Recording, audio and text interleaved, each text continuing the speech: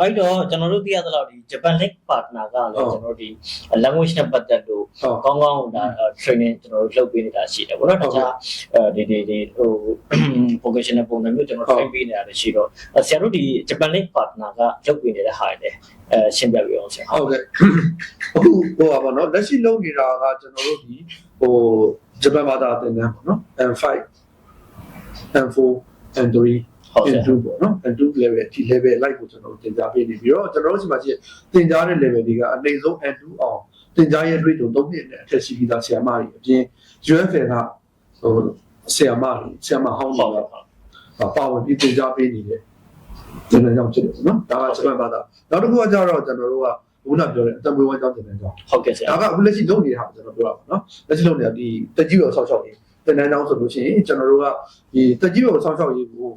ဟို0 level တော့ဘာမှမတတ်သေးတဲ့လူတွေအဆင့်ရနေပြီးတော့ကျွန်တော်တို့ကဂျပန်မှာလုပ်ငန်းကိုဝင်နိုင်တဲ့ကျွမ်းကျင်မှုမျိုးအထိရောက်အောင်ဂျပန်ရဲ့ကျွမ်းကျင်လုပ်သားဆောင်ပွဲအောင်လည်းဖြည့်လို့ရတဲ့အထိကျွန်တော်တို့ကဂျပန်ဘာသာနဲ့ဒီသူ့ရဲ့ဒီ professional တတိယဆောက်ရှောက်ရေးတွဲပြီးတော့တခါလေးသင်ကြားပေးနေတဲ့သင်တန်းဆိုပြီးတော့ကျွန်တော်တို့ language ရဲ့ vocational ပေါ့နော်အခုကျွန်တော်တို့သင်ပေးတယ်လက်ရှိသင်တန်းရှိပါတယ်အဲ့ဒါကလည်းကျွန်တော်တို့ကလစဉ်ကျွန်တော်တို့ဒီမှာသင်တန်းလေးသင်တန်းပွဲတွေဖွင့်နေပါပေါ့နော်ဒါကအခုလက်ရှိထိသင်နေတာပေါ့အခုကျွန်တော်တို့ကနောက်ထပ်ကျွန်တော်တို့လုပ်တဲ့ project တွေကစနေပါပြီပေါ့နော်အဲ့တော့ကျွန်တော်တို့ကျောင်းသားလက်ခံတာတွေကတော့မလက်ခံသေးဘူးဒါပေမဲ့ကျွန်တော်တို့ဒီခုနကျွန်တော်ဆရာနဲ့ပြောခဲ့သလိုပဲဂျပန်မသွားခင်ပြင်ဆင်သွားမယ်ဆိုရင်ဘာတွေပြင်ဆင်ရမလဲဘာတွေလုပ်သွားကြလဲကိုကဘာလုပ်ချင်တာလဲဟုတ်ကဲ့ဘယ်ထိသွားမှလဲပေါ့မူတည်ပြီးတော့အခုတွေကဒီမှာပြင်ဆင်လို့ရတယ်ဆိုလို့ရှိရင်အခုလားလာအကောင်းဆုံးဂျပန်ကလည်းလုံသားလိုအပ်ချက်ရှိတဲ့လုပ်လို့လည်းဖြစ်ရမယ်ဟုတ်ကဲ့ကိုအတွက်လည်းဒီမှာသင်လို့ရတယ်လုပ်လည်းဖြစ်ရမယ်ဂျပန်မှာသွားလုပ်ပြီးသူတို့ရဲ့ကျွမ်းကျင်မှုစနစ်တွေကိုသင်ယူပြီးပြန်လာရင်တော့၎င်းဟိုဆက်လုပ်ရင်တော့၎င်းဟို future မှာကြီးမားဒီဆက်သွားလို့ရတယ်အတဘောကြောင့်ဖြစ်ရမယ်အလုပ်မျိုးဒီနဲ့တဲကနေပြီးတော့ကျွန်တော်ကတစ်ခုကိုရွေးပြီးတော့အခုကျွန်တော်တို့ project တစ်ခုလုပ်နေတာရှိပါတယ်တစ်ခုကမော်တော်ယာဉ်ပြုပြင်ထိန်းသိမ်းရေးဘာဒီမှာလို့ခေါ်လဲဆိုတော့ workshop mechanic ပေါ့နော်ကားပြင်လုပ်တာဂျပန်မှာလို့သားလိုအပ်ချက်အခုရမ်းကြီးတယ်သူတို့အဲ့ဒါတွေကိုခေါ်ဖို့စီစဉ်ရှိတယ်ခေါ်ဖို့အတွက်ကျွန်တော်တို့စကားပြောပြထားတဲ့အတွက်တော့ဂျပန်ရဲ့မော်တော်ယာဉ်ပြုပြင်ထိန်းသိမ်းရေးတင်ယူအတိုင်းကိုကျွန်တော်ကအဲ့ဒီကနေပြီးတော့ကျွန်တော်ကဒီဗမာပြည်ရှိစက်မှုတက်တူကဆရာတွေရောပူပေါင်းပါဝင်ထားတဲ့အဖွဲ့နဲ့နောက်ဂျပန်က train ပေးထားတယ်ဂျပန်ရဲ့ JICA တို့ဟိုဒီဂျပန်ရဲ့ JASPA level ပေါ့နော် class 1 to 3 level အတိုင်းသတ်မှတ်ထားတဲ့ curriculum အတိုင်းကျွန်တော်တို့ကအဲ့ဒီ curriculum နဲ့ကျွန်တော်တို့ကဂျပန်ဘက်ကအလုပ်ခေါ်မဲ့ company ကိုပြောပြီးတော့ဂျပန်စံနှုန်းတိုင်းဒီမှာသင်တန်းကျောင်းကျွန်တော်ဖွင့်ပါဟုတ်ဖွင့်တော့မယ်ပေါ့နော်အခုကျွန်တော်ပြင်ဆင်မှုပိုင်းတွေလုပ်နေပြီဟိုဘက်ကဂျပန်ကလည်းဒီသင်တန်းကျောင်းကဒီ curriculum အတိုင်းသူတို့ရဲ့သတ်မှတ်တဲ့စံနှုန်းတွေနဲ့သင်ပြီးမဲ့ပြင်ဆင်မှုတွေလုပ်ထားတဲ့အတွက်သူတို့ဒီမှာစာမွေးလာစစ်ပါမယ်ဟုတ်ကဲ့ဆရာဟုတ်ကဲ့ကျွန်တော်သင်တန်းကျောင်းစာမွေးစစ်ပြီးအောင်တဲ့သူတိုင်းကိုသူတို့ကအလုပ်ခံပါဟုတ်ကဲ့အလုပ်ခံပါအဲ့ဒီအတွက်ကြောင့်ကျွန်တော်တို့ဒီအဲ့ဒီသင်တန်းမှာက mechanic သင်တန်းအပြင်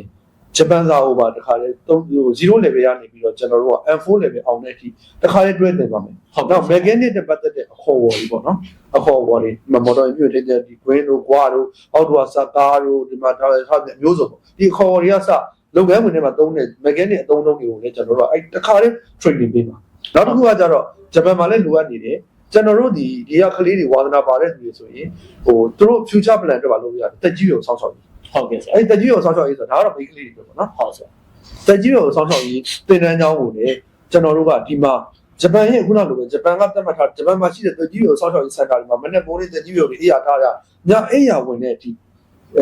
schedule အတိုင်းကိုကျွန်တော်တို့က real life ဒီမှာဟုတ်ကဲ့ဂျပန်ဘာသာရောအခုနလိုပဲ M4 level B3 level ရောက်တဲ့ဒီဂျပန်ဘာသာရောတက်ကြီးကိုစောင့်ရှောက်ရေးဂျပန်ကလုပ်ငန်းခွင်အတိုင်းဂျပန်က curriculum အတိုင်းကျွန်တော်တို့ကသင်ပေးပြီးတော့သူတို့ကလည်းဒီ curriculum ကိုအတိအမှတ်ပြုပေးထားတဲ့အတွက်ဟုတ်ကဲ့ဆရာပြီးတာနဲ့သူတို့ကစာမွေးစစ်ပြီးအောင်တဲ့သူတိုင်းကိုကျွန်တော်ဂျပန်ပို့ပါဟုတ်ကဲ့အဲ့တော့နှစ်မျိုးကျွန်တော်လုပ်ပါ mechanic သင်တန်းကျောင်းရယ်အခုနပြောတဲ့တက်ကြီးရောဆောက်ရှောက်သင်တန်းကျောင်းအဲ့ကျောင်းနဲ့ကျောင်းရဲ့ပုံစံကဘယ်လိုလဲဆိုလို့ရှိရင်ကျွန်တော်တို့ကကျောင်းမှာပဲနေရမယ်ဂျပန်ပုံစံအတိုင်းဂျပန် life time train မယ်ဟုတ်ကဲ့ကျွန်တော်တို့က camp သဘောမျိုးသွင်းထားပါအဲ့ဒီမှာနေစရာပေးမယ်စားစရာတနေ့ကိုသမီး breakfast lunch ကျတာကျွေးမယ်အဆောင်သေးစာစီစဉ်ပြီးမယ်စာတင်ဆောင်လက်တွေ့လုပ်ရမယ့်နေရာအဲ့ဒါကိုအသေးစိတ်မနေ့မိုးလေးကညနေအထိဂျပန်ရဲ့စနစ်တိုင်းအမှတ်ပြီးကြက်ဖို့လုပ်ပြီးတော့ကျွန်တော်တို့ပြီးပြသင်တန်းကျောင်းပုံစံကိုနှစ်ခုစလုံးကျွန်တော်အဲ့လိုလုပ်ပါဟုတ်ကဲ့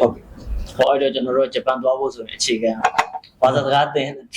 trainer နေပြီးတော့ကျွန်တော်တို့ကဒီဂျပန်သွား လုပ် တဲ့ ငန်းဝင်တဲ့ကျွန်တော်တို့က package တစ်ဆက်တည်းကျွန်တော်တို့ကလုပ်နိုင်တာ